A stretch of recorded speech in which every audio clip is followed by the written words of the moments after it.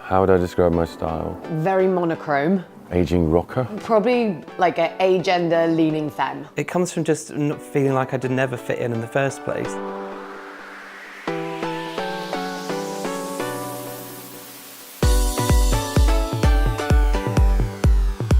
I think fashion and homosexuality have a long-standing intimate relationship. We dress as a way of belonging, as a way of broadcasting and staking a claim in a certain identity. Just because that identity is perhaps more accepted doesn't necessarily mean that one is then going to stop choosing to dress as a reflection of one's queerness. I think I tried to fit in from quite a young age, and when that didn't work out, I sort of went, right, well, I'm going to stay on the outside then. And actually it became a strength, and I think that's a really good thing for young people to do, to kind of go, I've been bullied for this or I've been teased for this, and actually turn it into something fantastic. My relationship to the world as somebody who is part of a repressed minority whose sexual proclivities are still very much frowned on, if not assaulted, that's going to give me a different perspective on the world. I might want to dress differently.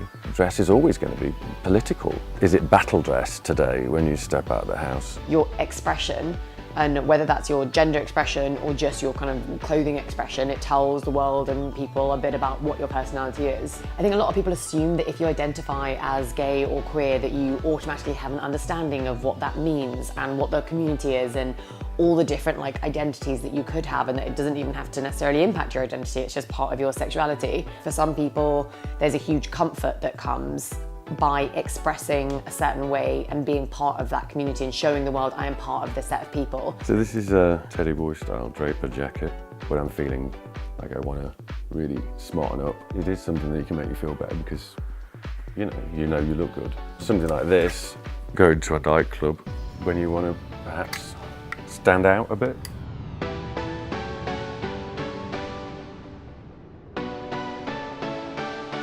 You can be emboldened by being part of a clique, a set, a tribe, whatever. I think the way that I dress changed when I moved to London in a sense, dressing perhaps more flamboyantly than I had before. Where I grew up, anything different was frowned upon or violently suppressed. I didn't come out until I'd almost graduated from university. I used that time away from home to be a bit more experimental in myself and in who I was becoming and my style as well. If you grow up somewhere where there's no other gay people, then you don't have any sort of frame of reference, really. There is that peacock kind of mentality, I think, definitely. It's that camping it up and that we're here, we're queer kind of sense of the peacock opening the tail. A lot of queer kids, probably myself included, grew up feeling like invisible or even desiring invisibility over visibility because you wanted to blend in, you didn't want to be singled out and picked on. I wish people didn't have to curtail what they wear in certain situations, but I think lots of people do, and I've definitely done that as well. There are definitely certain situations where I might actually be wearing something that I felt confident in at the beginning of the day, and then I'll find myself in a situation, I don't know, out at night or something like that, and I'll kind of think, okay, now I'm looking like a bit of an easy target.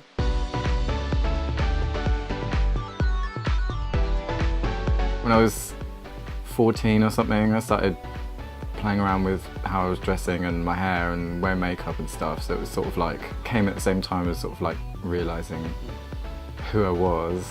I think a lot of how we look is intentional, and that intention can be about broadcasting that you're fashionable or that you're gay. It is a way of expressing parts of your personality and identity to the world around you. When you feel comfortable in a look, it definitely gives you more confidence than you would naturally have. So yeah, I think that and being around other gay people and exploring a scene that didn't kind of look back at me, didn't sort of hold a mirror up to me and say, well, you're weird. This is more of a casual, everyday thing that I've been wearing. A simple, ordinary black leather jacket becomes a statement. Slightly retro, slightly rock and roll, slightly queer. Love a bit of big jewellery. So these are my favourite earrings. They're vintage Le Croix. These always get like a good reaction.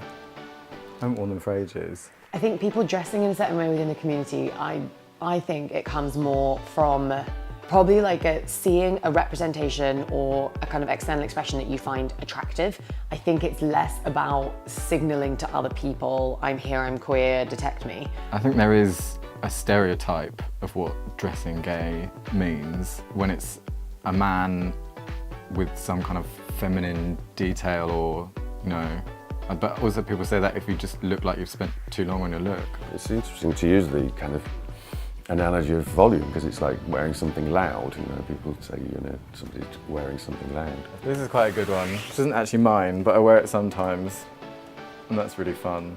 I kind of find that you're more likely to get a negative reaction if you kind of half go for something. Confidence, you can kind of pull off anything.